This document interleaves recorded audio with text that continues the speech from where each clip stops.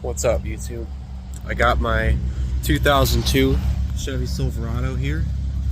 Thought I'd give you a little update. It's been a month now and I wanted to show you everything I've had to fix on it. So this truck cost me $3,000.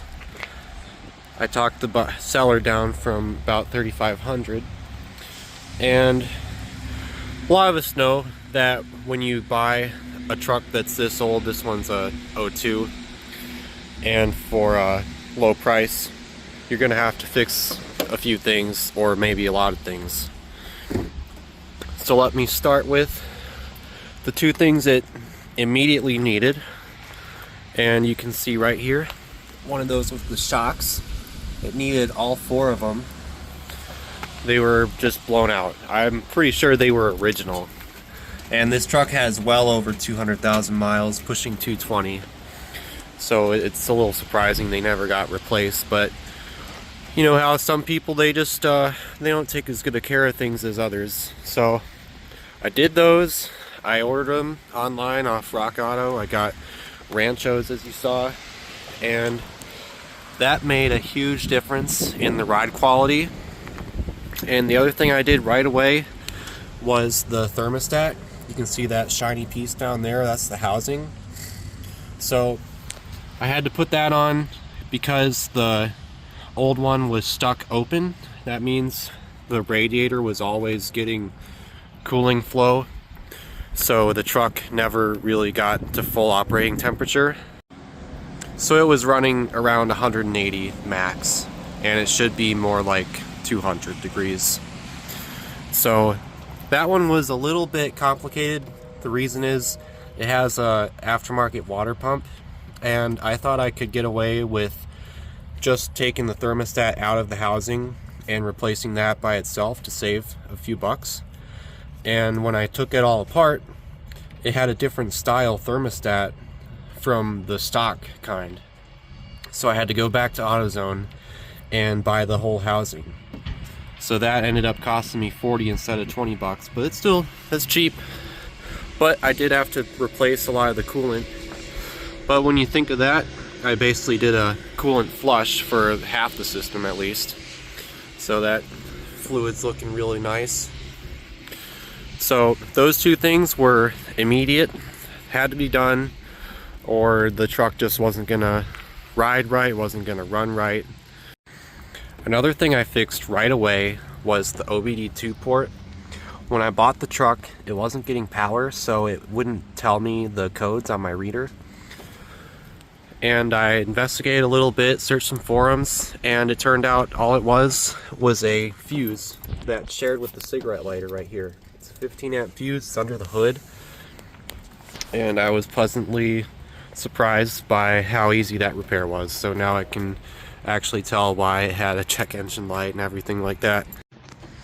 So after I did the shocks and the thermostat, the truck was running a lot better and riding actually the way it should, like a new one. But the steering was still kind of sloppy. It had a lot of play. When you're going down the highway, you gotta make bigger movements with the wheel to change the way it's pointed. So I went ahead and installed the idler arm and then the pitman arm. The seller was nice enough to supply those to me because he intended to put them on but didn't get to it when he had the truck.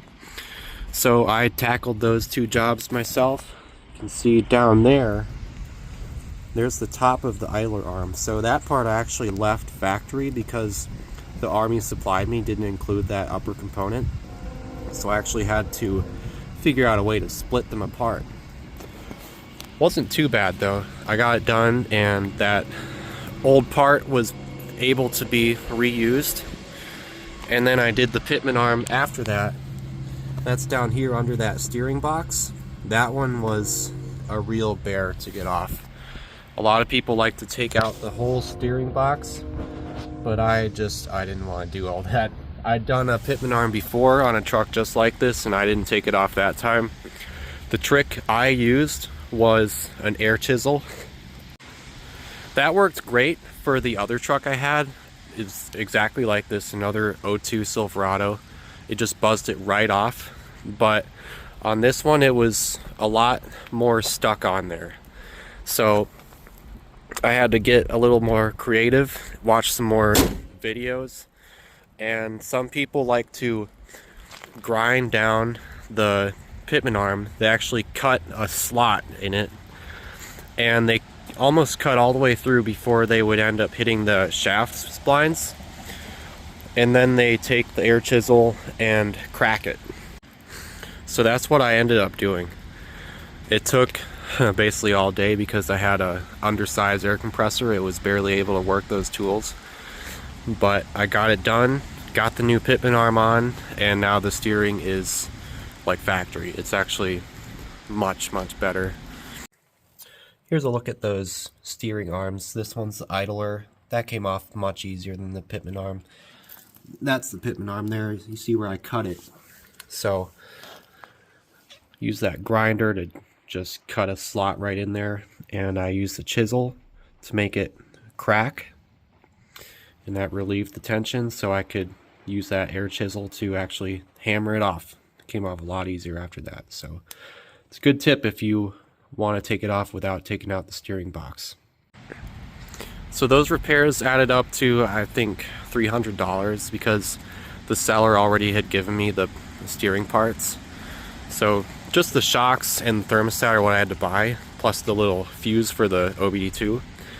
But that's really not bad for a truck this low of a price, because when you're buying something for $3,000, you never know if it's even gonna make it very long. And luckily this one's running great. It's got a lot of life left in it. It's no rust, and I could probably get a lot out of this now. But it's really good to know how to fix things on old vehicles if you want to go that route instead of buying new, because you can save a lot of money by getting an older vehicle that still has some life left in it. But if you end up going to the dealership to have everything fixed, you're paying, I don't know, $180 an hour, and that adds up so quick that you'll end up paying double for this vehicle. So I think I did pretty well with this truck. $3 grand, didn't have to put too much into it, and now I got something that can actually get me on a long trip without leaving me stranded, and it'll be comfortable. Next thing it could use is new speakers, some window tint, but those will be in the future. I'm not in a rush to do everything right now. So thanks for watching, and stay tuned into my channel for more updates, repairs, and modifications that I'll be doing to this truck in the future.